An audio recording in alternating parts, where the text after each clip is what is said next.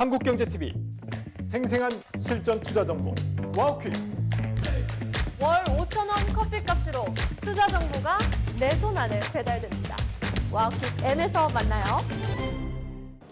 이어서 월가의 실제 시장 참여자들이 시장 바라보는 관점 살펴봅니다. 한동훈 앰플리파이 ETF 상무 연결되어 있습니다. 안녕하십니까? 네, 안녕하십니까. 앰플리파이 ETF 한동훈입니다. 예, 상무님 지금 뉴욕에 계시죠? 지금 월가 현지에서 자산 운용하시는 분들이 가장 주목하고 있는 요소 뭡니까? 네, 현재 국제 정세가 너무 빠르게 돌아가고 있다 보니까 거의 반나절만 딴짓을 하더라도 정말 이제 시장을 파악하기가 너무 힘들거든요. 그래서 현재는 솔직히 경제 데이터나 이런 것도 아주 중요하지만 지정학적인 이슈가 되게 중요한 것 같습니다. 저희가 여기 베네수엘라 최근에 일어나는 이란 이런 사태를 보면서 상당히 혼란스러운 건 뭐냐면은 저희가 공부하고 금융시장에서 항상 얘기했던 것이 글로벌화, 세계화였는데 물론 이미 현재 자국 우선주의라든지 지역 우선주의로 조금 변해가는 것을 알긴 했지만 어디까지나 이것이 약간 경제나 무역 측면에서 조금 강조되었던 것이 아니었다고 생각을 했던 것 같습니다. 그런데 이제는 이것이 아예 좀 선을 넘어보면서 국가 간의 간섭주의 이것이 결국 국토 분쟁, 전쟁까지 가는 상황이 된 거죠. 그래서 이런 것들이 결국은 뭐 러시아, 우크라이나, 중국, 대만도 있었지만 미국과 베네수엘라 같은 경우도 결국은 국가 간섭주의, 자국주의, 자국 우선주의라는 큰 틀에서 동일선상에 있는 것 같습니다. 이렇게 되면서 저희가 알고 있던 글로벌 스탠다드, 국제협력기구 같은 것들에 대한 의미가 많이 사라지지 않았나. 그래서 상당히 혼란스러워하는, 정책적으로 혼란스러워하는 상황인 것 같습니다.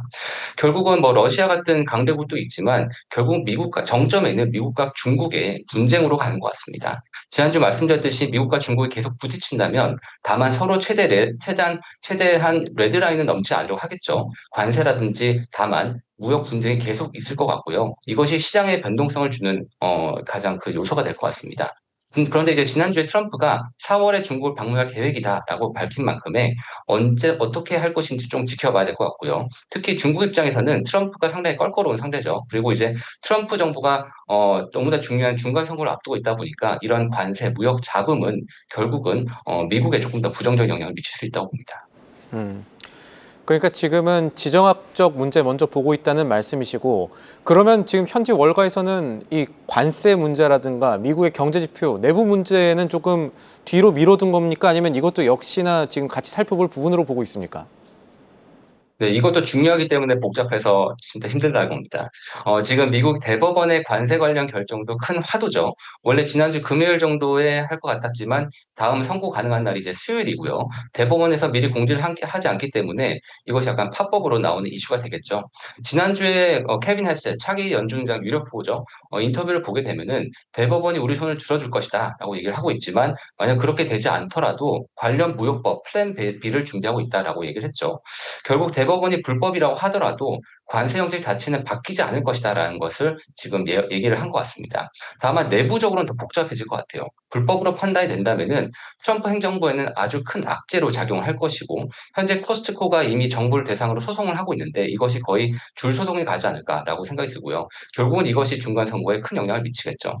다만 이제 관세 정책이 실제로 미국 경제에서 보면 인플레이션이 생각보다 크지 않다. 뭐 무역수지 적자를 개선시켰다. GDP에 긍정적인 영향을 미쳤다. 이렇게 얘기를 하기 때문에 이것에 대해서 결국은 법원이 판단해야 되는 것이 이제 법률적 해석뿐만이 아니라 미국 자국의 이익까지 고려해야 되는 그런 프레셔를 받게 되는 상황인 것 같습니다. 트럼프가 2시간 전에 자기 소셜미디어에 올렸죠. 대법원이 불법이라고 판단한다면은 미국이 정말 큰 혼란에 빠질 것이고 미국이 피해 있는 금액이 수십억 달러가 아니라 수조 달러가 될 것이다라고 얘기를 했거든요.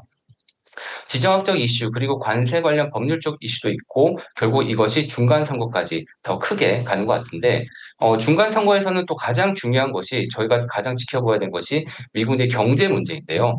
단순하게 물가 또는 이제 뭐 임금 상승 이런 것보다도 실제로 경제 그 물가를 넘어선 임금 상승률이 얼마나 되느냐. 그래서 실제로 affordability라고 하죠. 경제력이 얼마나 되느냐 이것을 봐야 되는 것 같습니다. 그래서 트럼프 정부에서도 이것을 좀 알기 때문에 미국 사람들이 피부에 와닿는 정책 하나가 지금 연말정산 세금 환급 시즌을 저희가 지켜봐야 됩니다. 올해 세금 환급이 최대치일 거라고 얘기를 하고 있거든요. 그래서 저도 조금 기대를 하고 있는데 미국은 아시겠지만 개인이 직접 다 세금 신고를 해야 됩니다. 그래서 저도 지금 중간에 정도 한번 그 연말정산을 해보고 있는데 확실히 작년보다는 조금 많이 나오는 것 같더라고요. 그래서 이것이 결국은 실제로 미국인들에게 얼마나 피부에 와닿게 될 것인가 이것을 저희가 좀 알아야 될 것 같고요. 그리고 뭐 트럼프가 요즘에 뭐 제약사 보험사에 대한 프레셔라든지 모기지 채권 매수라든지 상당히 많은 프레셔를 겪고 있는데 그러다 보니까 대통령 권한이 범위 바뀌다라는 논란이 있지만 그만큼 선거가 중요하다는 것을 내포하는 것이다라고 보고 있습니다. 거기다가 결국은 FMC 관련해서 저희 경제 데이터도 봐야 되고요. 4분기 어닝 데이터도 봐야 되기 때문에 상당히 경제 데이터 그리고 데이터가 좋아지면 좋아지겠지만 정책적 불안 요소가 이 모든 것을 덮을 수 있는 변동성이 큰 시장입니다. 그렇기 때문에 한상주 위원께서 말씀주셨지만 안전자산인 금과 은에 대한 수요가 계속 있지 않을까라고 생각이 들고요. 여기에 좀 더 레버리지 성과를 원한다면 금 채굴업체 ETF인 GDX, 은 채굴업체 ETF인 뭐 CLJ 같은 것이 있고요. 또한 최근에 다시 미국 방산주 ETF가 다시 또 크게 주목을 받고 있죠. 그래서 저희가 계속해서 이제 경제 데이터를 봐야 되겠지만 이 모든 것을 덮을 수 있는 것이 지정학적 이슈이기 때문에 계속해서 지켜봐야 될 것 같습니다. 알겠습니다. 지금까지 도움 말씀에 앰플리파이 ETF 한동훈 상부였습니다. 감사합니다. 감사합니다. 계속해서 다양한 경제 이슈를 알고 싶다면 구독과 좋아요, 알림 설정 부탁드립니다.